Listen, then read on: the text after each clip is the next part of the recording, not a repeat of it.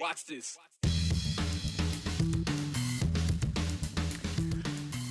And a good Friday afternoon to all of you. Congratulations, you've made it through the week. And welcome to Friday's edition of the 208, The Week That Was. This is your home for the Friday recap show that you need in your life. So let's get into it. Taking center stage in our community soon, Treefort 10. Can you believe it? The now famous festival has made it to its 10th edition, and the full lineup is also now booked and announced. And event organizers tell me that they are pulling out all the stops for Treefort 10. Here's what we know. Nearly 500 artists from 35 states and 17 countries will take over downtown Boise beginning March 23rd. Full list is there. You'll have to pause the program and try to read through all of it. Now, the major news here for you, Treefort 10 will be the final event in the current downtown Boise format. Festival co-director and music director Eric Gilbert explains. We've been in the same location in Boise for 10 years, and this March is gonna be the last time on the parking lots that we're in now, just because of how much Boise has grown. And we knew that surface level parking was not gonna last forever. And I think Boise's, at the time in 2012, we were activating a relatively inactive neighborhood in downtown Boise, and now it's just everything is flourishing. So that's very noticeable too. It's too early to say. It's definitely our outdoor main stage is going to be different. It's going to be set up in a different location. We don't know where that is yet. So I am thankful for our 10th year, though. We're going to be in the same spot, and we're going to get to celebrate what the festival has looked and felt like.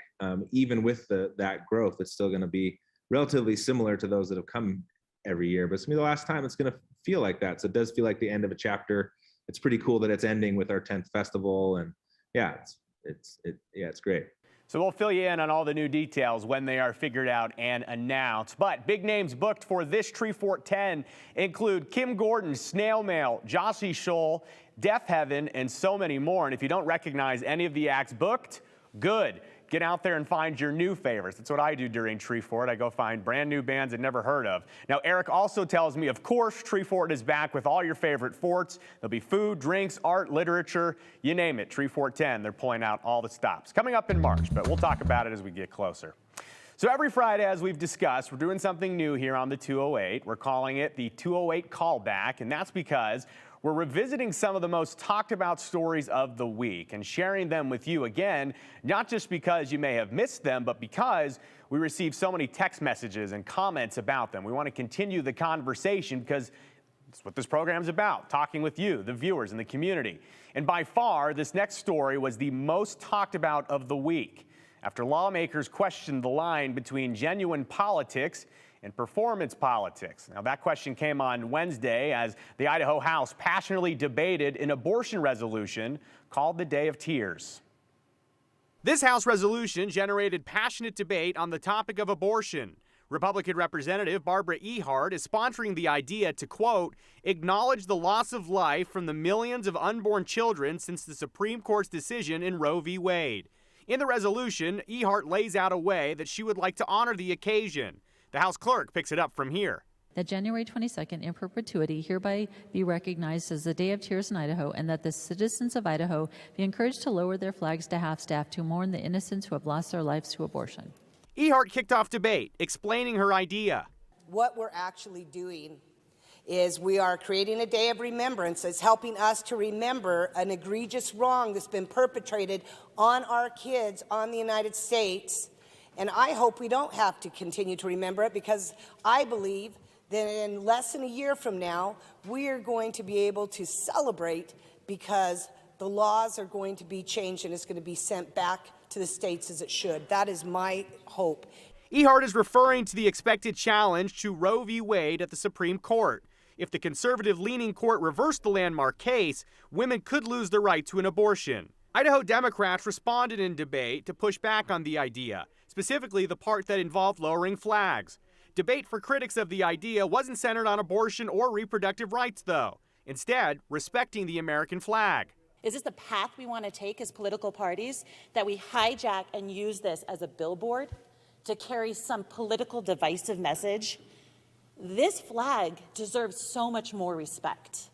And by taking advantage of it and using it to spew whatever divisive message you want is a complete, shameful, disrespectful, to this flag and the people who've served serving it.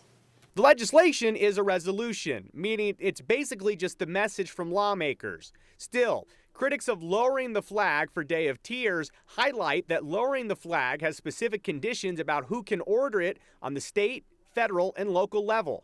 Only presidents, governors of states, territories, or possessions can issue half-staff orders.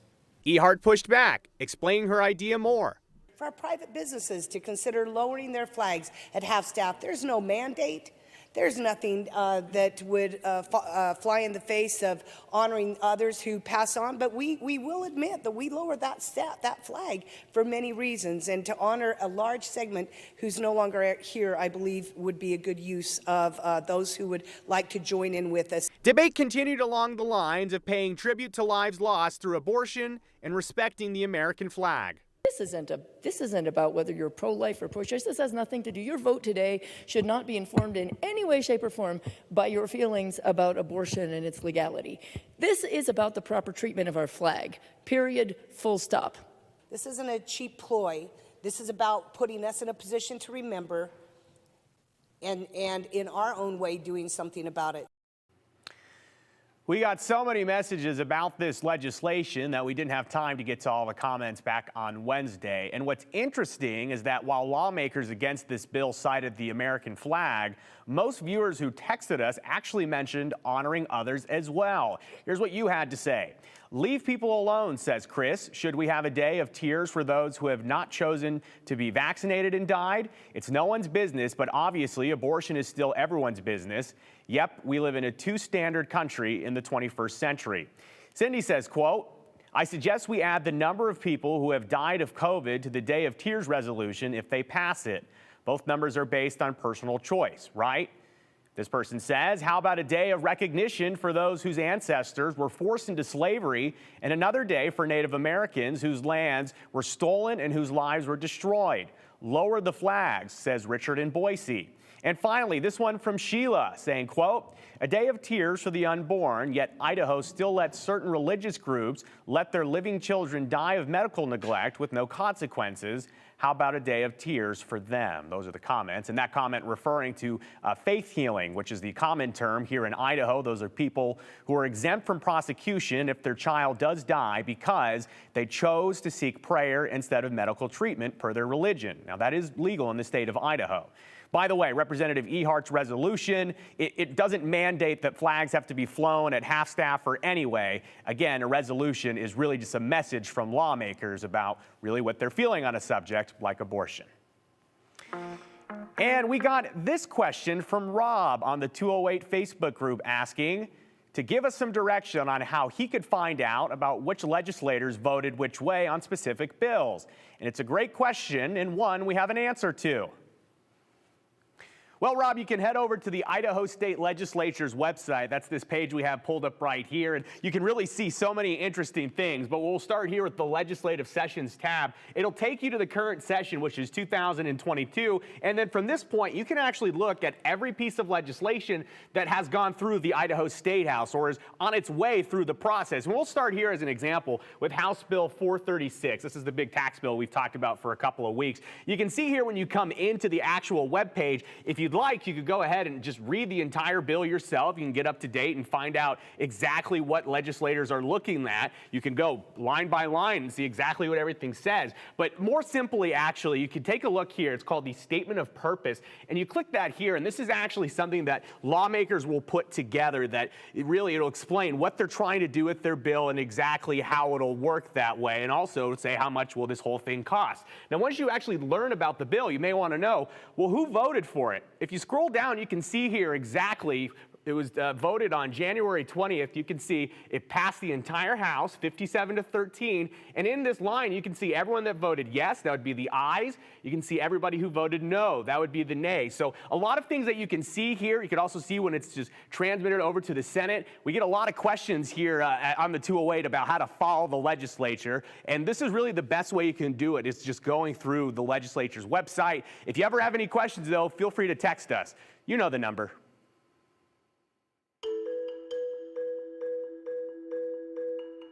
Amid a national blood shortage, certain rules for gay and bisexual men bar them from donating blood at all. It's an FDA rule that dates back to the 1980s, and it's also a rule that is now at odds with scientific advancements. We heard a lot from you this week. We're going to share some of your thoughts on the big story. As you heard, we like to share your thoughts, your questions, your comments, constructive criticism, jokes, pictures, art, you name it. All you got to do is send it to us. Be sure to include your name and hashtag the 208, and you can text to this number at any time, 208-321-5614. We're going to get to a few more of your comments at the end of the show, so stick around. We'll be there soon.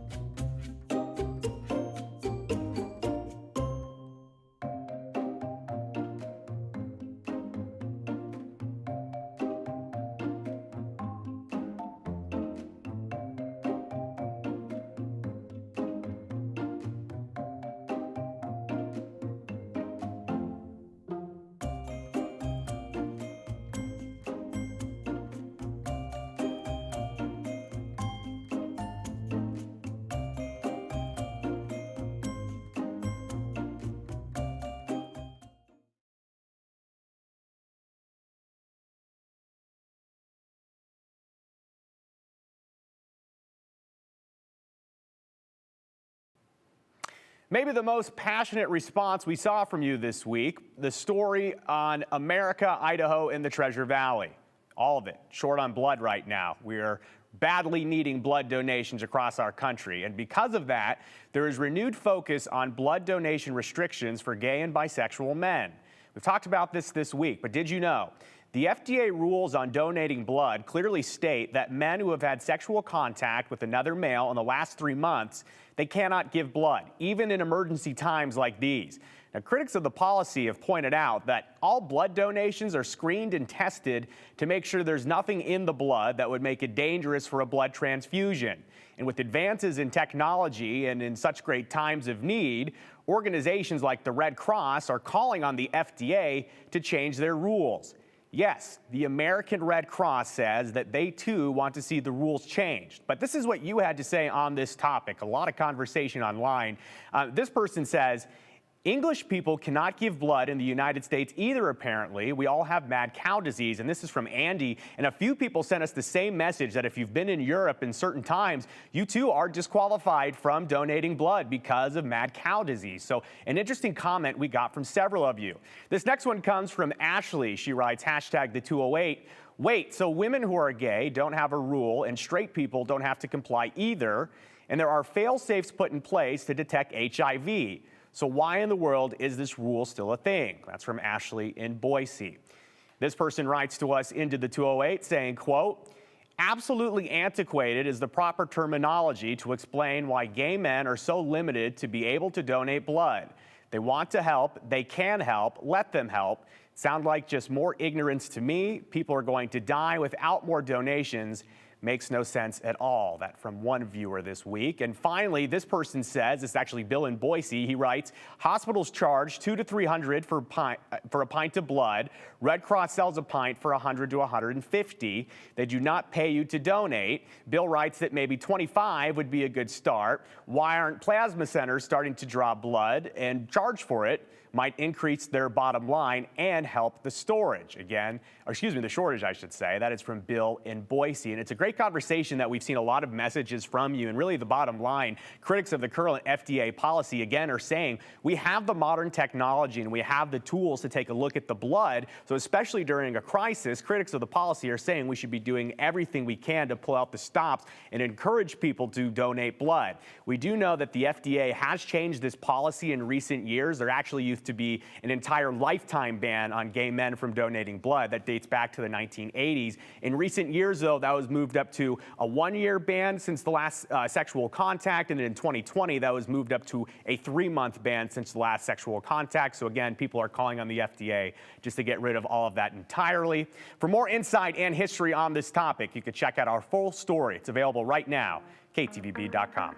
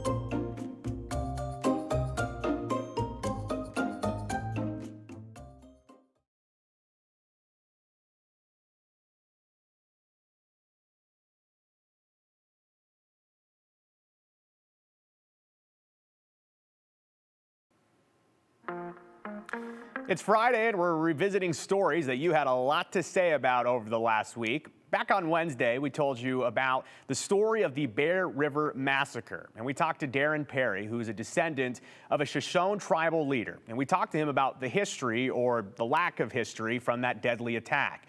The history and truth buried and forgotten. The Shoshone back then spread their people across Nevada, Utah, Wyoming, and Idaho. When the seasons changed, their people would settle in the Cache Valley, where deer and elk were plenty and a river ran through full of fish. And that river was the Bear River. And 159 years ago this weekend, hundreds of Shoshone were killed by the U.S. Army, because history is written by the victors. As an old adage says, you wouldn't be blamed for not knowing much about the Bear River Massacre. Brian Holmes tells you the story. It was 1862. The Civil War was working its way to a crescendo, its biggest battles still ahead. Out west and out of the action, California's 3rd Regiment Volunteer Infantry was sent eastward to Utah, not to fight for the Union, but to protect overland mail routes in the territory. And for one other reason, the federal government was worried the LDS Church would lead a secession from the Union. So they were sent to babysit the Mormons. And look, they hated each other. However, while establishing Fort Douglas outside Salt Lake City, the soldiers and saints found a common cause. To combat the Native American problem. That problem was centered in the Cache Valley, an area north in what is now Franklin County, Idaho, that piqued the interest of the pioneers for its plush resources. The Saints came to the Cache Valley in 1855. 8 years later, there's thousands of them. Outnumbered only by the head of cattle they brought with them to graze, they put up fences and hunted the same game as the Shoshone. That depletion of resources really put an end to our people's way of life. It was the only way we knew how to live. But you take away a people's life, the only way they know how to live, and now what do? I tell people we had three options: beg for food, starve, or steal. And I'm sure they did all three. Thus, the Native American problem. The solution: send in the 3rd Regiment. On January 24th, 275 members marched north under the command of Colonel Patrick Connor. When Connor left Salt Lake City, he had arrest warrants in his hand for the chiefs, Pocatello, Sagwitch, and Bear Hunter. He said, "I'm not going up there to arrest anyone. I'm not going to deprive my men a little fun of Indian killing." Colonel Connor said as much in his report to U.S. Army Command nearly 2 weeks later, saying, despite the stated purpose of his orders, Connor informed the marshal that it was not my intention to take any prisoners, but that he could accompany me. So he knew exactly in his mind what he was going to do, and he actually did it. The regiment found the Shoshone hunkered down in their winter camp along the Bear River. At daylight, on January 29th, 1863, they attacked the 75 Lodge village. The Shoshone that could ran toward the icy river. The massacre lasted about 4 hours. 14 Army soldiers were killed. The Shoshone deaths numbered in the hundreds. 3 Mormon men at the direction of Brigham Young went in the next day to look for survivors and count the dead, and they both had counts over, all of them had counts of over 450, which they wrote down in their journals and then a report back to Brigham Young. And they said 2/3 of that number were women and children. Only 150 Shoshone survived that morning, including Darren Perry's great-great-grandfather. So I am a direct descendant of Sagwitch.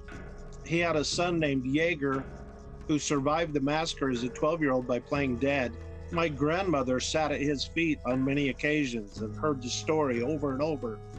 My grandmother's name was May Timbimbu Perry. The Bear River Massacre remains the deadliest attack on Native Americans in U.S. history, and not really well known.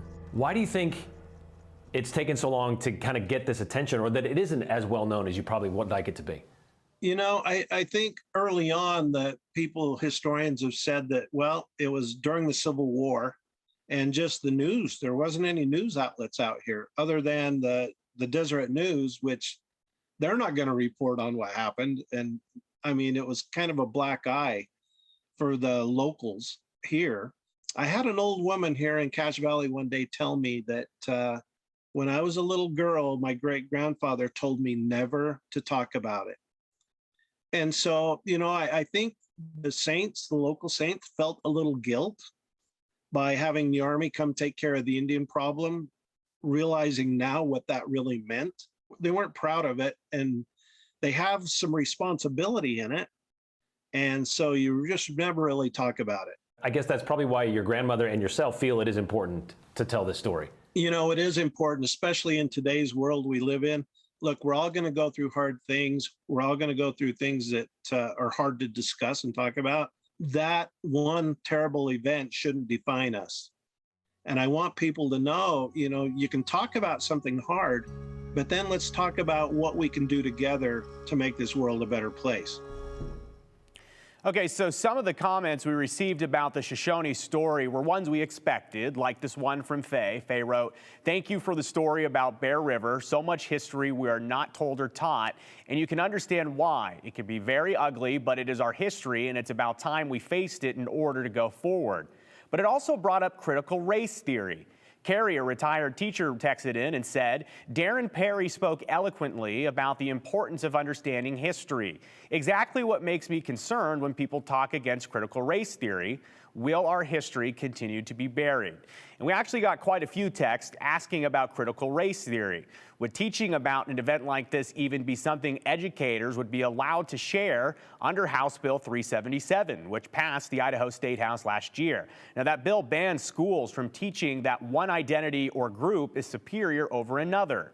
Unfortunately, though, this is not a question that we can answer, and that's because it has to be answered at every local level, because the local school boards, teachers and parents there, they dictate the curriculum, not the state or lawmakers. But it's important to know our history, to understand what happened, and to learn from it so that we can never make the same mistakes again.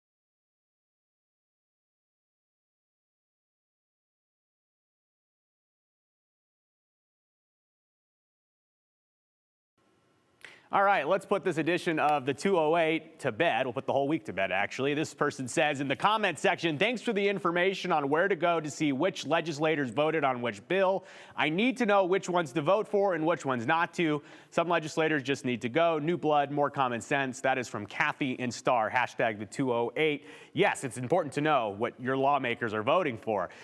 Dale writes in, a question for Joe. Do you think the WWE is real or fake wrestling? Let me tell you something. Professional wrestling is real. I have friends that are pro wrestlers, and let me tell you, when you fall off a 12-foot ladder and you hit the ground, there's nothing fake about that. All right, folks, have a good weekend. See you Monday.